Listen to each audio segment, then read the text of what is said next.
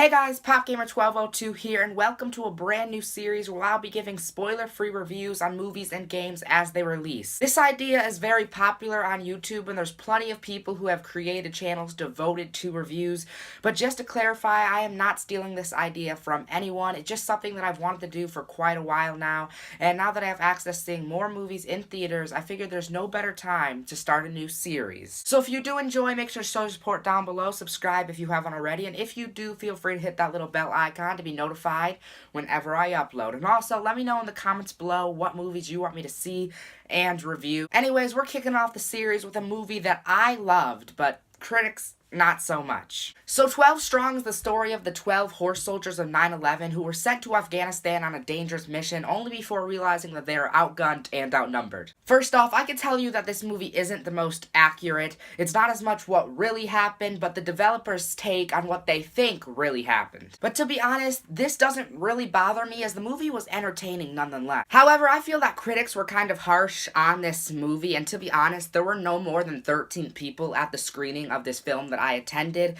which was opening night at a popular theater, so it's kind of surprising. But my goal here is to help you guys decide if this movie is something you want to spend your money on, and personally, I think it's worth it. This film stars Chris Hemsworth as Captain Mitch Nelson, who soulfully carries this film on his back, which is expected from a main protagonist, but Hemsworth isn't the only case of good acting in this movie, as the film features a great amount of talent, including Michael Shannon as Hal Spencer, who does a great job connecting with other characters.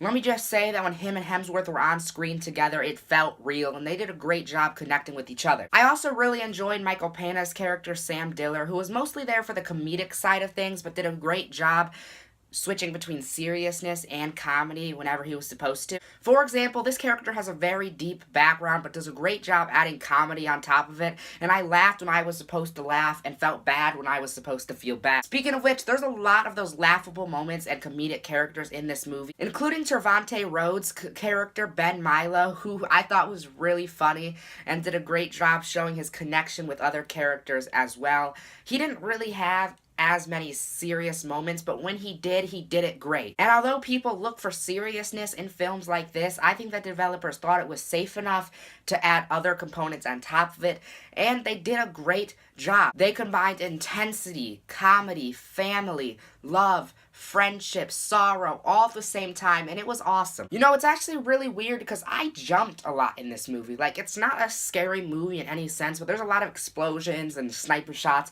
that come out of nowhere, and yeah, there were things that lifted me up out of my seat. No film earns a 100% though, and there were some negatives to this movie. For example, some of the special effects in this film were noticeably bad, including explosions at sometimes, and I'm watching it like, yeah, this is definitely not a Michael Bay production. Also, the pacing and story development in this movie is kind of weird. It's not slow as much unique.